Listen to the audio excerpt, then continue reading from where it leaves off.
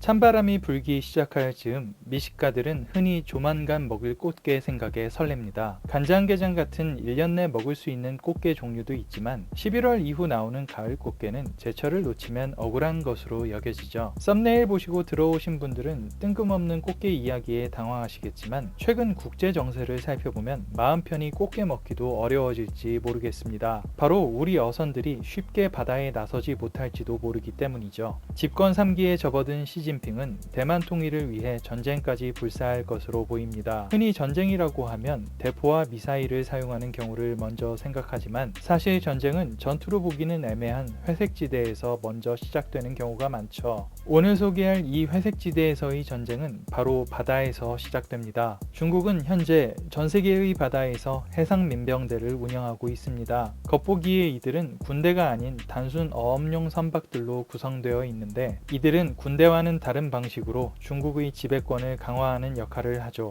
중국 해상민병대가 처음 활약한 것은 1950년대로 거슬러 올라갑니다. 당시 중국 공산당은 본토에서 중국 국민당을 몰아내 본토 통일을 이루지만 국민당 정부가 대만에 자리 잡고 미국이 이들을 지원하게 되자 공산당 산하 해군 전력은 대만 해군에 비해 열세일 수밖에 없었죠. 당시 설립된 해상민병대는 평시에는 바다에서 생업에 종사하지만 중국 해군의 훈련과 각종 물자 운반, 해상 시위 등 준군사행동을 수행하고 조업을 핑계로 대만 인근에 자리 잡은 뒤 정보원 역할을 하게 됩니다. 1974년 당시 통일 전의 남베트남 정부와 파라셀 제도에서 분쟁이 일어났는데 남베트남을 지원하던 미군의 개입을 막기 위해 중국은 해상민병대를 활용합니다. 어선으로 위장한 상황이기 때문에 미군은 직접적으로 개입하기 어려웠고 이때의 경험으로 중국은 해상민병대를 본격적으로 양성하기 시작하죠. 그러나 등소평 시기부터 한동안 이들의 활동은 크게 눈에 띄지 않았습니다. 70년대 말이면 이미 흑묘 백묘를 외치며 경제성장에 집중할 때였기 때문에 군사적인 준비는 하되 갈등 사태를 일으키는 것은 극도로 피할 때였기 때문이죠. 그리고 이런 기조는 후진타오 시대에도 여전히 계속되지만 시진핑이 집권한 2010년대 초반부터 이들의 활동은 노골적으로 드러나게 됩니다. 그리고 이들은 역시 중국의 엄청난 인구에 걸맞은 인외전술을 펼치고 있죠. 해상민병대가 2010년대 이후로 벌인 사고는 전 세계적으로 벌어지고 있습니다. 현재 중국, 필리핀, 베트남 3개국이 영유권을 주장하는 남중국해 스프레틀리 제도, 중국과 필리핀이 서로 영유권을 주장하는 미스치프, 스카보로 산호초 등지에서는 중국 선박들이 풍랑을 피한다는 등 갖가지 핑계를 대며 점거 행위를 펼쳤는데 마치 21세기판 삼국지 연안계의 모습을 펼치며 긴장 행위를 일으키고 있습니다. 이렇게 떼지어 섬을 둘러싸고 점거하기 시작하면 대응할 방법이 마땅치 않죠.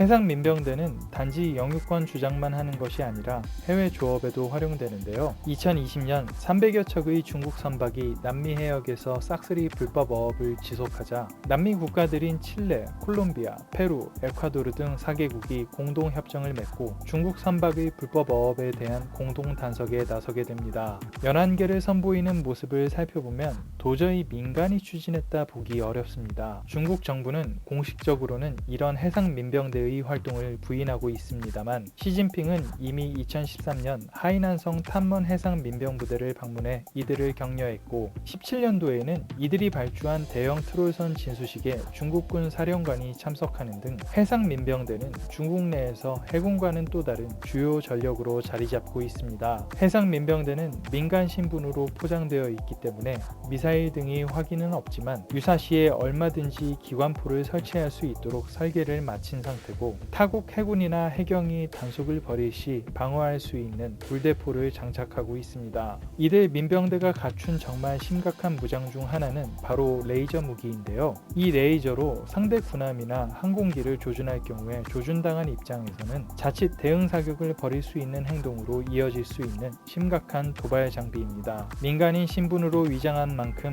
자칫 레이저 조준에 반응해 포격을 벌일 경우 중국의 민간 선박을 먼저 공격한 것이 되기 때문에 전쟁의 빌미를 주게 되는 것이죠. 그렇기 때문에 해당 국가가 이들을 단속하는 것이 더욱 어려워지게 됩니다. 이러한 회색지대를 사용한 전략을 중국은 현재 해상에서 벌이고 있고 중국과 친한 러시아는 육상을 통해 우크라이나에서 벌이기도 했는데 중국 민병대를 리틀 블루맨으로 부른다면 러시아 민병대는 리틀 그리 그린맨으로 부릅니다. 시진핑과 푸틴, 절친이라 그런지 전략도 상당히 비슷하죠. 최근 조금 잠잠해졌지만 우리나라도 중국과 유사한 문제로 갈등을 빚은 적이 있죠.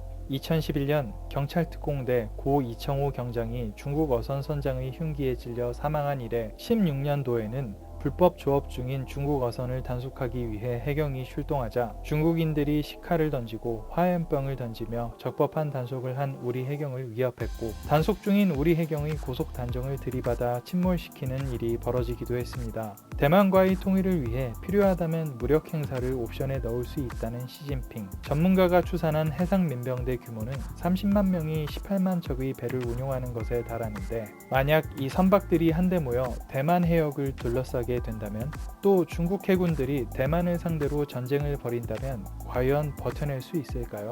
그리고 그 모든 것이 끝났을 때 우리에게 화살이 돌아오는 건 아닐지요. 그나마 우리나라는 주로 영유권이 아닌 어업권 침탈 부분에서 중국과 갈등 중이지만, 중국 정부는 이런 문제에 대해 적극 해명하거나 단속을 하고 있지 않습니다. 비교적 잠잠해졌지만 해상민병대는 우리 영해에서 꾸준히 불법 조업을 하고 있죠. 중국의 팽창이 노골화되는 요즘, 과연 우리 바다를 잘 지킬 수 있을까요?